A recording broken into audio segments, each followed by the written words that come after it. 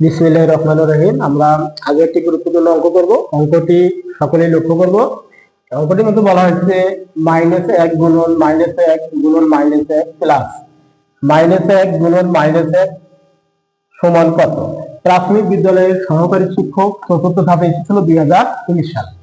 এই অঙ্কটি খুবই গুরুত্বপূর্ণ। এই অঙ্কটি বিশ্লেষণ করার সময় আমাদেরকে অবশ্যই লক্ষ্য করতে হবে, যেহেতু এখানে প্রত্যেকটা সংখ্যার সামনে মাইনাস দেওয়া আছে, সুতরাং মাইনাসের গুণগুলো কি হবে সেটা আমরা লক্ষ্য করব।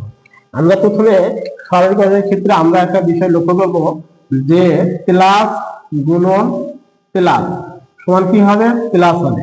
মাইনাস গুণন মাইনাস সমান সমান কি হবে, প্লাস হবে। মাইনাস গুণন প্লাস সমান কি হবে, প্লাস মাইনাসে মাইনাস হবে। প্লাস গুণন মাইনাস সমান কি হবে, এখানে মাইনাস হবে।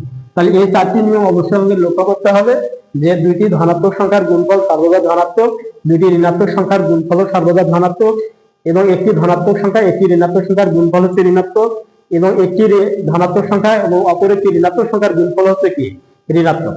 এখন যদি আমরা এই অঙ্কটি বিশ্লেষণ করি তাহলে আমরা লক্ষ্য করব যে এখানে এই প্রথমে আমরা এই দুইটা অংশ গুণ করব।